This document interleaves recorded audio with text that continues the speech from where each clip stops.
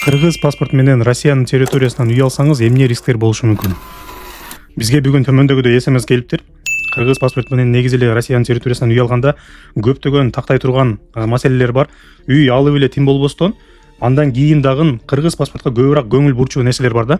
Мисалы Россия жарандыгы кыргыздар эле өзүбүздүн Россия жарандыгы бар клиенттер алса анчалык кыжалат болбойсуң. А бирок именно кыргыз паспорт менен алганда көбүрөөк бир мындай өзүбүзгө дагы жоопкерчилик алып калгандай сезилебиз да. Вот бир пример. Вот алган экен үйдү 3 ай 5 ай болуп калыптыр алганына. Айына төлөмдөрү бул жерде 134 миңден дейт. Үйдө 3 ипотека төлөсө 3 тең почти 3 тең реестрге түшүп калыптыр. Эмне кылабыз?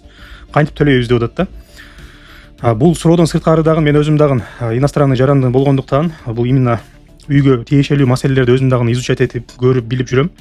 Кече күнү эле бизде МВДга барсам, ошол жерде дагы 3 жүргөн экен. Күйөөсү там аялы, баласы болуп 3 жүргөн экен. Алар дагы ушу биздин эле мына Москвадагы кыргыз агентстволордон алган экен. Үйгө кантип регистрацияга коюшту, кантип үйдүн документин госуслугиден заказ кылышты, элементарный простой нерселерди дагы то есть мындай билбейт экен да.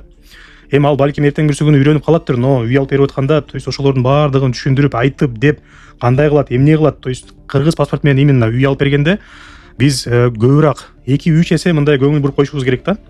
Себеби сделканы өткөзүп эле тим болбостон, сделкадан кийинки дагы процесске көңүл бурушубуз керек биз.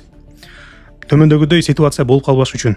Эми элестетиңиздер, алганыңа 5 ай болду, 134 миң айына төлөйсүң ипотеканы. Эми 3 тең реестрге түштү, реестрге түшкөндө мекендештер билет, бүт карталарың блокировка болот, көчөдө жакшына жүрө албай каласың. Бул жерден сени ипотека ай сайын күтпөйт, төлөшүң керек, төлөбөсөң уже дальше сотко ашат ишиң. Мен ойлойм бул өтө оор маселе. Биз именно бизге келгенде кыргыз жарандары ипотекага үй алам деп, биз абдан мындай чынын айтсам өзүм ичимен бир аз кыжалат болом. Себеби дегенде бул жерде жоопкерчилик 2-3 эсе көбүрөөк. Официально иштейби, бул жерде легально жүрөбү, дальше бул именно кантип жүрөт. То есть биз үй алып бергенден кийин дагы өзүбүз чалып болсо дагы сурап турабыз да. Кантип атасыңар, эмне болуп атат, именно баягы документтер депчи, мындай бир көңүл буруп коебуз. Ошон үчүн достор, ушундай ситуация болбош үчүн билген специалисттерге кайрылыш керек. Кайра эле. Бул жерде мен айта албайм, мен гана билем деп. Бул жерде именно өзүңүздөр деле элементарный базовый нерсени мындай кунт коюп, жакшы бир көңүл буруп дегендей кылсаңыздар, мен ойлойм сиздер жамандыктан ушундай ситуациялардан алыс болосуздар. Достор, эгер бул видео сиздерге пайдасы тийген болсо, лайк жана комментарий жаза кетиңиздер.